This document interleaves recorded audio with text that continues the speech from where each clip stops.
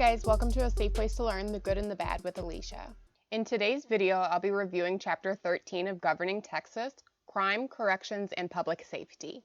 The objectives of this chapter include being able to describe the characteristics of policing in Texas and analyze the controversies surrounding it, identify the major classifications of crime under Texas law and the types of punishments that may be imposed, outline the procedural steps that occur after a person is arrested, describe prisons and corrections policy in Texas, explain why Texas's criminal justice system is often controversial, and finally consider recent proposals to improve Texas's criminal justice system. In July of 2016, there was a shooting of Dallas police officers during a peaceful protest against police shootings of African American men. 5 police officers died that day.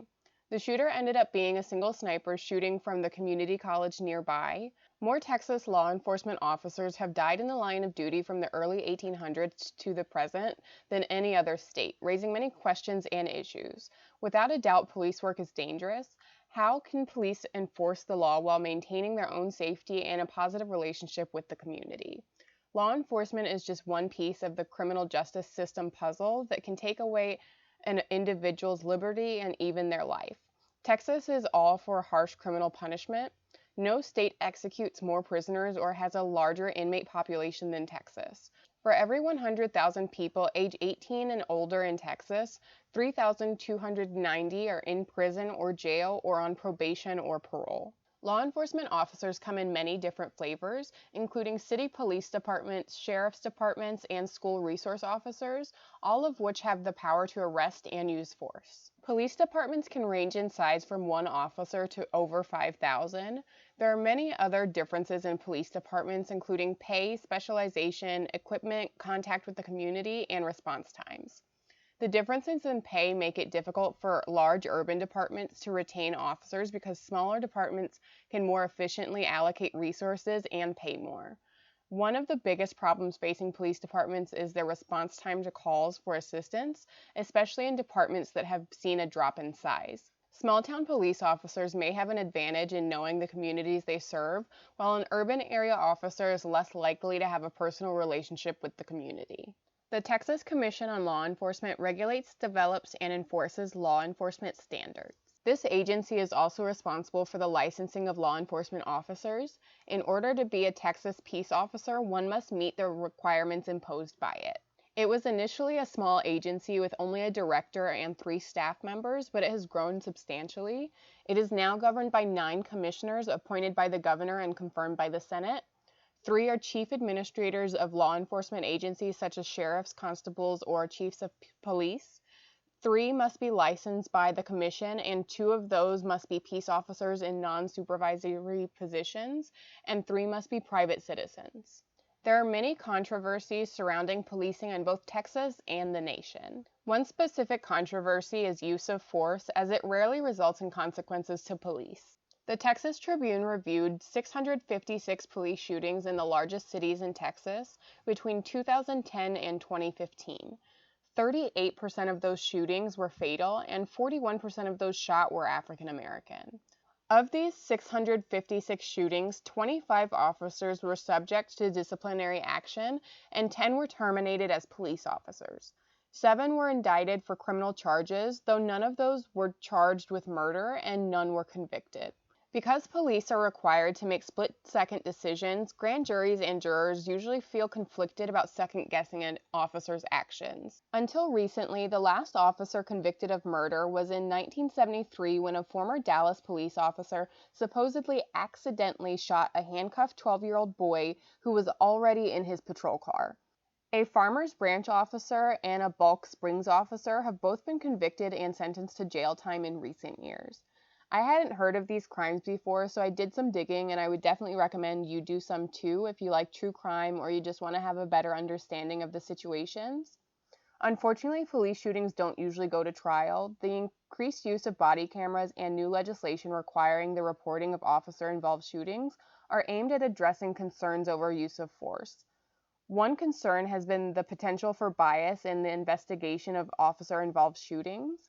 One solution to this bias is having an independent investigation body solely focused on the examination of officer-involved shootings. Recently, we've seen outrage for the racial bias involved in police shootings. If you don't believe it's an issue, I really recommend educating yourself on the issue. If you look at some of the stats, they speak for themselves.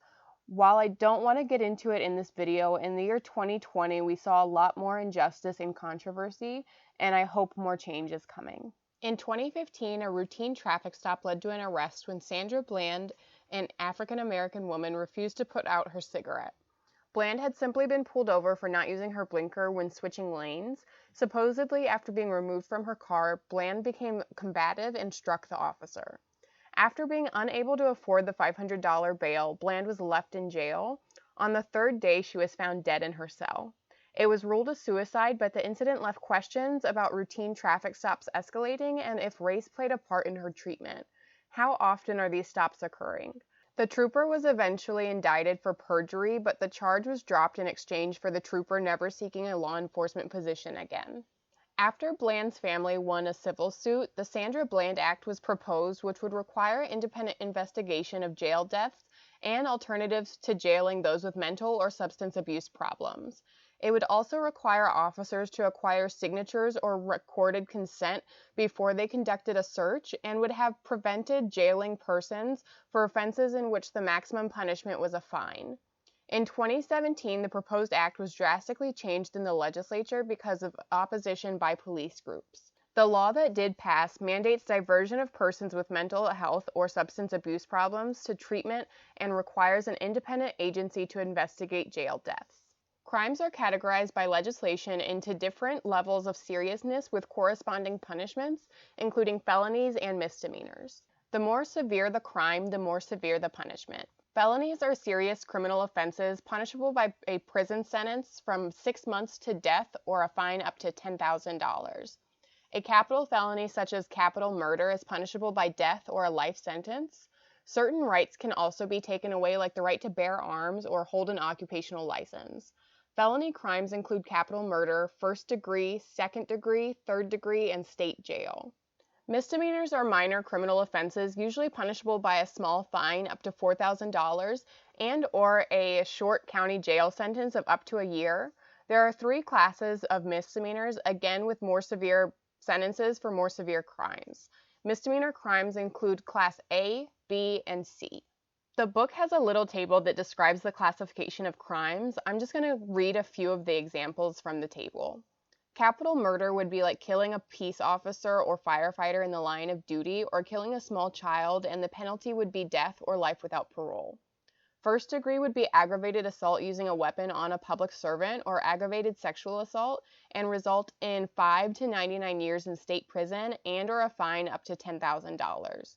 Second degree includes a lot of different crimes like robbery, sexual assault, manslaughter, or possession of 50 to 2,000 pounds of marijuana. Penalties include 2 to 20 years in state prison and or a fine of up to $10,000. Third degree crimes include things like stalking and some third strikes, resulting in 2 to 10 years in state prison and or a fine of up to $10,000. State jail crimes include forgery of a check and possession of less than 1 gram of a controlled substance.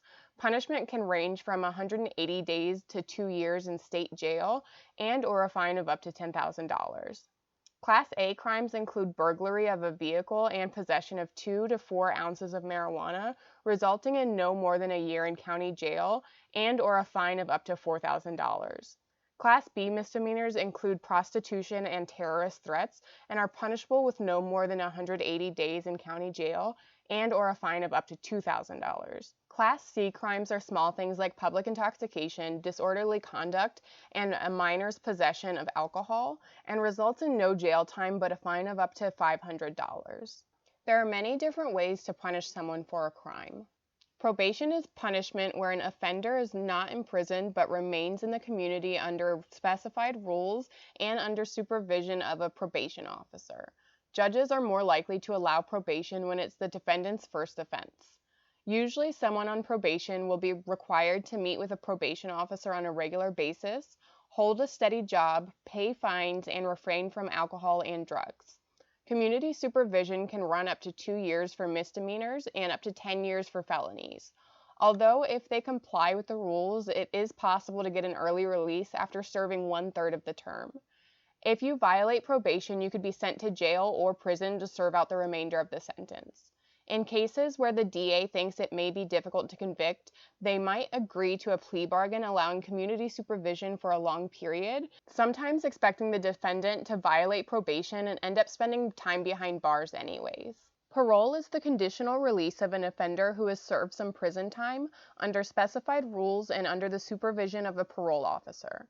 People serving time for capital crimes are not eligible for parole.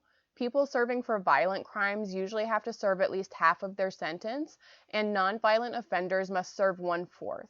The decision to grant parole is made by the Texas Board of Pardons and Paroles, composed of a chair and 6 members who serve 6-year staggered terms. The board makes recommendations to the governor about sentences and clemency. In 2017, over 5,600 people had their parole revoked and were returned to prison, and over 17,000 successfully completed parole and were discharged. Texas enhances sentences for repeat offenders for both misdemeanors and felonies. The 3 strikes provision is a law that allows persons convicted of 3 felonies, or in some cases 2 felonies, to be sentenced to life imprisonment. There are several procedural steps after a person is arrested and before the verdict is determined. Arraignment and posting bail is the first step for someone that's been arrested. At arraignment, the charges are explained to the defendant and they're reminded of their due process rights. The defendant may be offered bail, the payment of money to the state as an assurance that an accused person who's released from jail pending trial will appear for trial, otherwise bail is forfeited. A lot of the time, bail is more than they can afford, so they will arrange for a bail bondsman to pay the bail in exchange for a non-refundable payment, usually 10% or more of the amount. A defendant who can't come up with bail or pay a bondsman can possibly be released on personal recognizance, which is a personal promise to appear. If an accused person cannot provide bail or be released without bail, he or she usually will be held in the jail until the trial. As long as the defendant appears in court, the bail money is returned. Recently, a federal court declared the operation of the money bail system in Harris County for indigent misdemeanor arrestees to be unconstitutional, finding that keeping poor misdemeanor defendants in jail had detrimental effects to their employment, made it more likely that they would be found guilty than persons released on bail, and encouraged those indigents who were jailed to plead guilty. Because of this, those arrested for a misdemeanor will likely be released on personal recognizance rather than having to pay bail. Before a case goes to trial, it's presented before a grand jury. A grand jury of 12 people determines whether sufficient evidence is available to justify trial. Grand juries do not rule on if the accused is guilty or innocent. The jury will return a true bill or a no bill, meaning it either did or did not find probable cause to move to trial. A person would only be held for trial if there is a true bill. A major controversy involving grand juries is that they usually hear only what the prosecutor chooses to let them hear, and that they serve as a rubber stamp for the prosecutor's decision. On September 1st, 2015, a major change occurred in the way grand juries are selected in Texas. Texas was the last state to use what was commonly called a pick-a-pal or key man system, where a district judge appointed commissioners who chose persons to serve on grand juries. One problem with this system was that those who were chosen tended to not represent the community.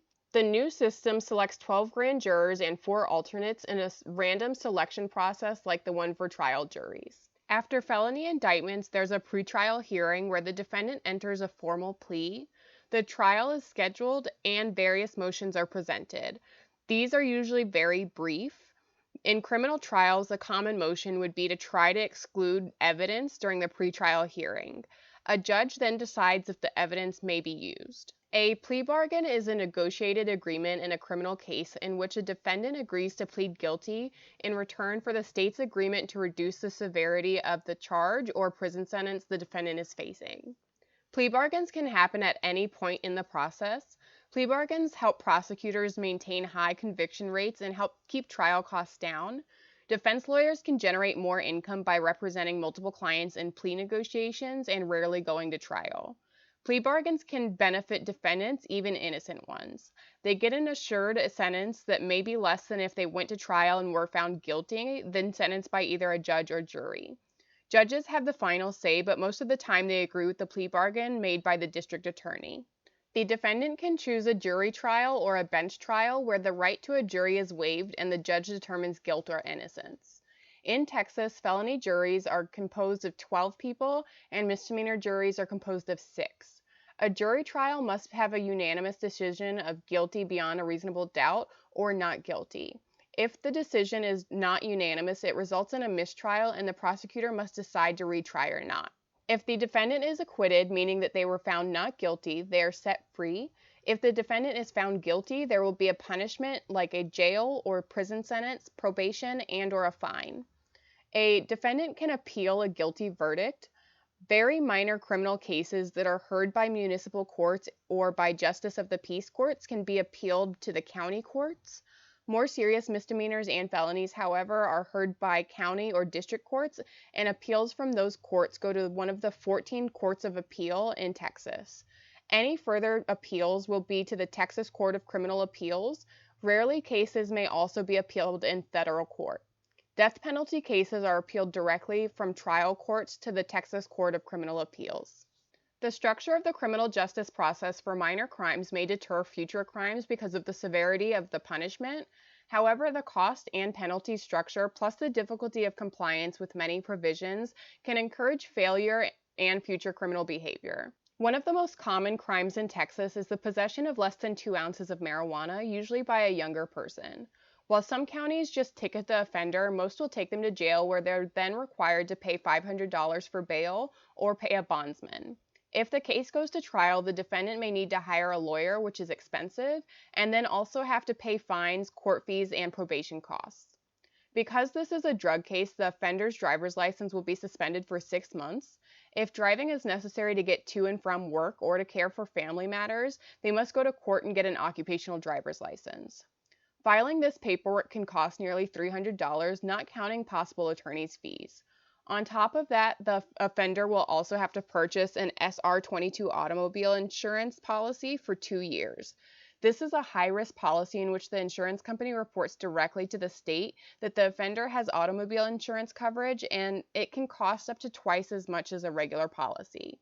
So an arrest for possession of a joint can easily cost up to $7,000 in fines, court costs, insurance charges, probation fees, and attorney costs, not to mention time in jail after arrest, and if the marijuana was found in the offender's vehicle, towing and impoundment charges. Failure to comply with all probation requirements can lead to a violation of probation and other criminal charges such as driving with a suspended license or driving without proper insurance. There are 2 important types of attorneys in Texas: county attorneys and district attorneys. Most counties have a county attorney, an elected official who prosecutes misdemeanor cases. These counties also have an elected district attorney, a public official who prosecutes the more serious criminal cases in district court and who has discretion over which cases are prosecuted. Some counties have merged the offices of county and district attorney into an office that represents the state in both misdemeanor and felony cases and is often called to the office of the criminal district attorney. In urban counties in Texas, the office of district attorney is huge with several hundred lawyers, investigators, and support staff. In most rural counties, the district attorney's office includes 1 or 2 lawyers. The head of every district attorney's office in Texas is an elected officer who runs under a party label for a 4-year term. Even when a case is presented before a grand jury to determine if a criminal indictment should be issued, the grand jury is dependent on the prosecutor to present the evidence, and a prosecutor has great discretion in choosing both whether to go before a grand jury and whether to accept the decision of the grand jury. A defendant may represent themselves, hire an attorney, or be assigned an attorney. Since the famous Supreme Court case Gideon v. Wainwright, those too poor to hire a lawyer have had a constitutional right to have an attorney appointed to represent them in serious cases. Assigned counsel is a private lawyer appointed by the judge to provide legal representation for indigent defendants in serious criminal cases. The lawyer's fee is determined by and paid by the county. A defendant may also be represented by a public defender, a salaried lawyer who is funded by the government or by grants. The quality of representation is a concern with this system. The fee may be so small that the assigned attorneys don't adequately represent their clients. Large numbers of cases are tried and substantial amounts of money are spent in providing this representation, so quality is important. Even though public defenders are rarer in Texas than assigned counsel, a statewide public defender program is available for capital cases and serves participating small and mid-sized counties. Death penalty work is very specialized and complex, but the success of the public defender programs over assigned counsel in such cases suggests that an expansion of public defender programs in other areas may be beneficial to indigent defendants. As of August 31, 2017, there were over 145,000 offenders incarcerated in the state's prisons, jails, and substance abuse facilities, not including those incarcerated in municipal and county facilities. It costs about 26 times more to imprison someone than to place that person on probation, and about 18 times more to keep them in prison than on parole. Texas prisons have a long controversial history with prisoners being leased out as labor, inadequate care, and brutal treatment. The first prison was opened in 1849. Between 1870 and 1883, the entire prison system was leased out in exchange for maintenance and prisoner supervision.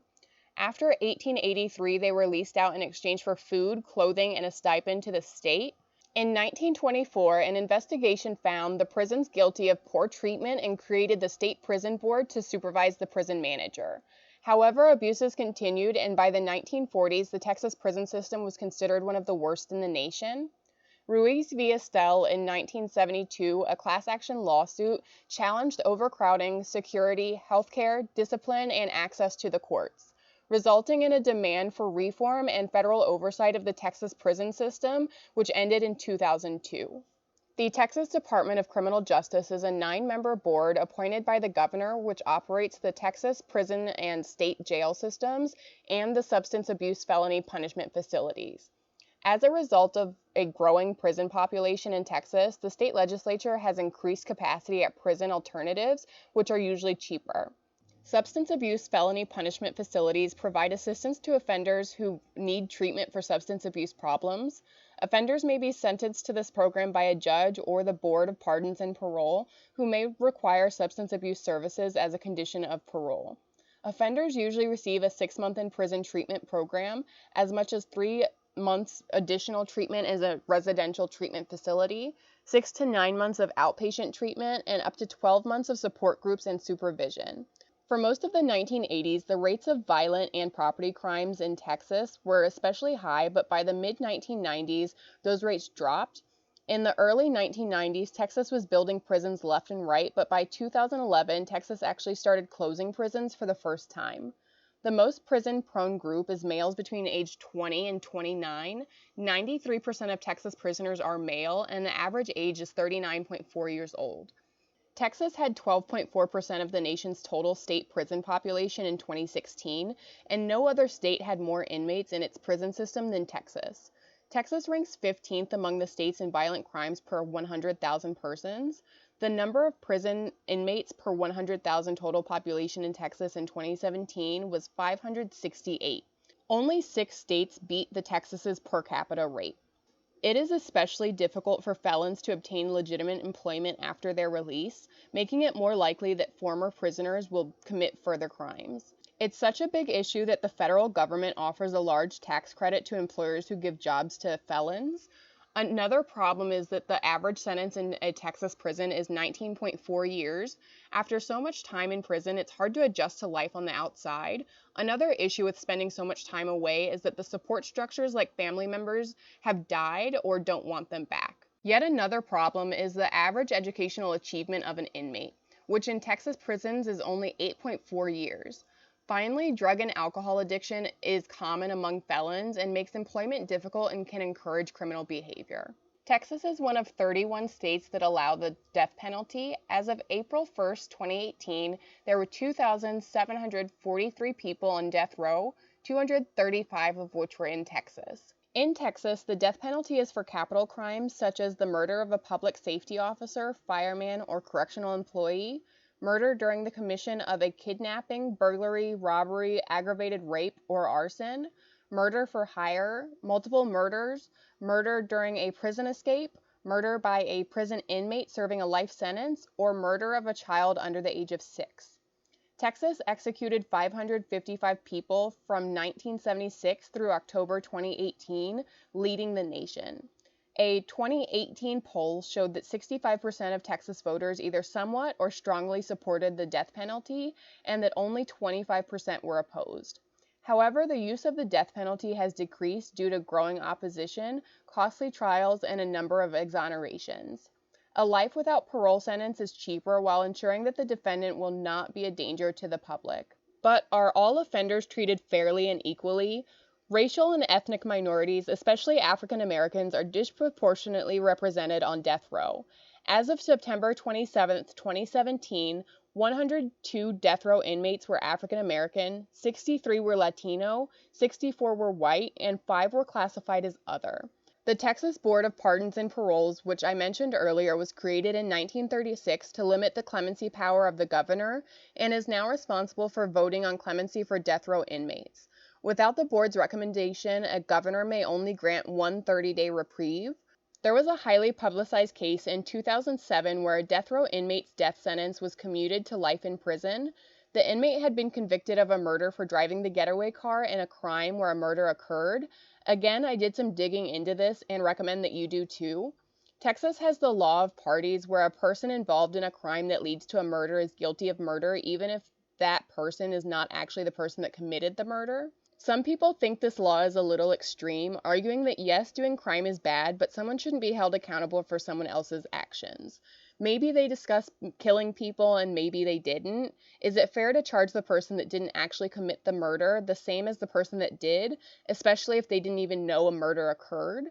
I would love to hear what your thoughts are in the comments below. Those that support concealed carry and open carry argue that the U.S. Constitution's Second Amendment provides them with a constitutional right to bear arms. Article 1, Section 28 of the Texas Constitution provides a similar right, with a warning that carrying arms is subject to state regulation to prevent crime. When it comes to carrying a firearm, does it provide protection against crime or does it lead to crime? In 1871, during Reconstruction, Texas passed legislation against both concealed and open carry. That law was not substantially changed until in 1995, the legislature passed its first bill legalizing concealed carry. In the 2015 legislative session, a bill allowing open carry of firearms passed despite concern that it would increase violence and lead to intimidation of others. The handgun must be in a hip or shoulder holster, but no longer needs to be concealed. A concealed handgun license is still required, meaning that the license holder must be 21, pass a criminal and psychological record check, and undergo classroom and shooting training. In 2015, the state legislature passed a campus carry law that was also met with strong opposition. Despite opposition to both, over 1 million Texans are concealed carry license holders. Fortunately, campus carry, concealed carry, and open carry have not led to the violence some predicted. Open carry is rare in urban centers, and the number of students who can carry handguns on campus is limited by the requirement that concealed carry license holders be 21. The greatest problem with carrying has been determining the specific locations where bans on carrying handguns can be legally implemented. Some lawmakers are pushing for constitutional carry, which would make the licensing process and gun training classes optional, arguing that bearing arms is a constitutional right and that licensing and training classes burden that right. Numerous controversial issues and cases have raised questions about how criminal justice works in Texas. The criminal justice system is supposed to hold the guilty accountable and protect the innocent from punishment, but that hasn't always been the case in Texas. Texas is the home of more verified wrongful convictions than any other state. Texas leads the nation in exonerations, which is often the result of DNA technology or prosecutorial misconduct. A few famous exonerees in Texas include Randall Dale Adams, Tim Cole, and Michael Norton. These high-profile cases helped lead to changes and accountability. Texas enacted the Timothy Cole Act, which increased compensation for exonerated persons to $80,000 per year wrongfully served in prison and expanded services to exonerated persons. The Timothy Cole Advisory Panel on Wrongful Convictions was created in 2009 to study the causes and prevention of wrongful convictions.